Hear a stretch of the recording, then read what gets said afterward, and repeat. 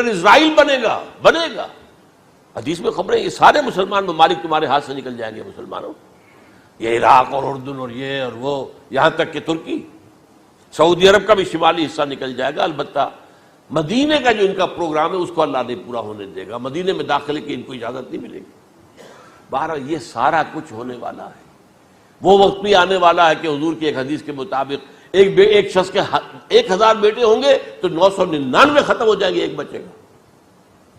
یہ وقت بھی آنے والا ہے کہ حضور فرماتے ہیں اتنی بڑی جنگ ہوگی، اتنی خوریزی ہوگی کہ پوری زمین اٹ جائے گی لاشوں سے.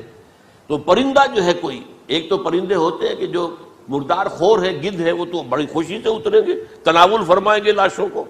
اسی طریقے سے کوے ہیں، چیلے ہیں. لیکن جو نفاست پسند پرندے ہیں وہ لاش کے اوپر اترنا نہیں چاہتے. تو ایک پرندہ اڑتا چلا جائے گا، اسے کہیں زمین پر اترنے کی جگہ نہیں ملے گی، لاشیں ہی لاشیں ہوں گی، یہاں تک کہ وہ تھک ہار کر اس کی جو ہے پر جواب دے جائیں گے، گرے گا تو لاش پر گرے گا. یہ وقت آنے والا، اور یہ یہودیوں کے ہاتھوں، یا یہودیوں کے جو سپورٹرز ہیں اس وقت، جو ان کے ہاتھ میں آلہ کار ہیں، ان کے ہاتھوں آنا ہے. میرے نزدیک اس کام کے لیے اس ملعون قوم کو، کہ جو حضرت عیسیٰ کے زمانے سے ملعون ہو چکی ہے، اس کو باقی رکھا گیا ہے، اسے یہ موقع دیا گیا ہے. اس نے اسرائیل بنا لیا ہے. تقریباً 2000 سال کے بعد وہ دوبارہ آ کر آباد ہوئے اس سرزمین میں جہاں سے نکال دیے گئے تھے 70 عیسوی کے اندر. یہ سارا کچھ کیوں ہو رہا ہے؟ ان کا یہ استثناء کیوں کیا گیا؟ یہ بڑی تلخ بات ہے، یہ یاد کر لیجیے.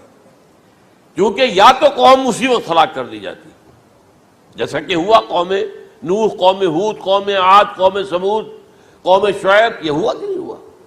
اور سدوم اور عمورہ کی بستیاں جہاں حضرت لوط بھیجے گئے، اور آل فرعون جو ہلاک کیے گئے. یا تو پوری قوم ہلاک کی جاتی، نہیں.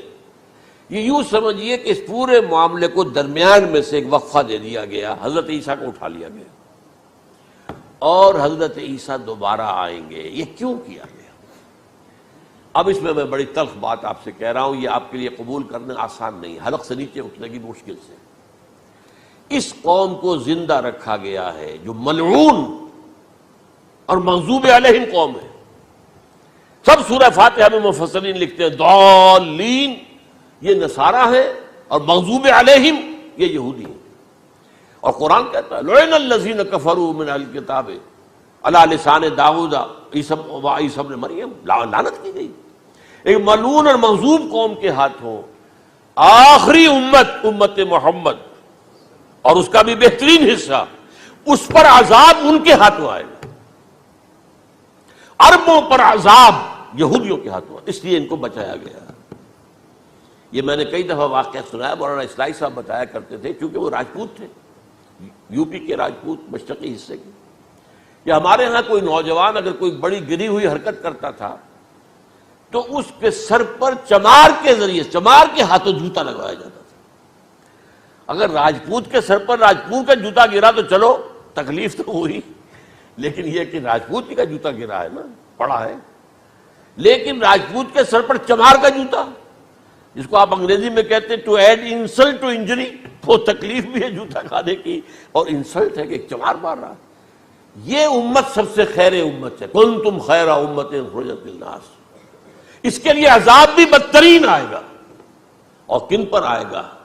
اس امت کا جو اصل نیوکلیس ہے، عرب، جس کے بارے میں حضور کی حدیث موجود ہے ویل للعرب، عرب کے لیے بہت بڑی ہلاکت. اور آج ہماری نظر میں آ رہا ہے وہ ملعون اور مغضوب علیہم قوم، ان کے سینے کے اندر خنجر کی طرح بھونکی گئی ہے.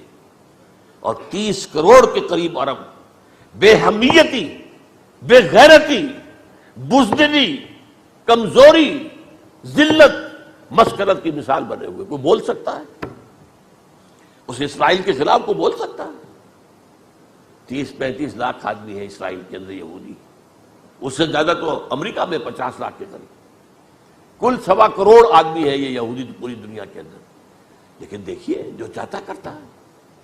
جب چاہا اس نے عراق کے ایٹمک انسٹالیشن کو تباہ کر دیا، اور سعودی عرب کی فضا میں اس کو فیول کیا ہے انہوں نے، دوبارہ ریفیولنگ جو ہوئی ہے ان کے جہازوں کی، وہ سعودی عرب کی فضا میں ہوئی. اللہ تعالیٰ نے یہ کوڑا ان مسلمانوں کے لیے رکھا ہوا ہے کہ جن کے رتبے ہیں سوا، ان کی سوا مشکل ہے.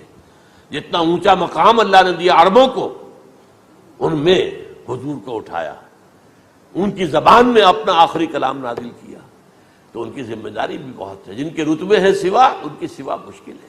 یہ ہے میرے نزدیک واللہ اعلم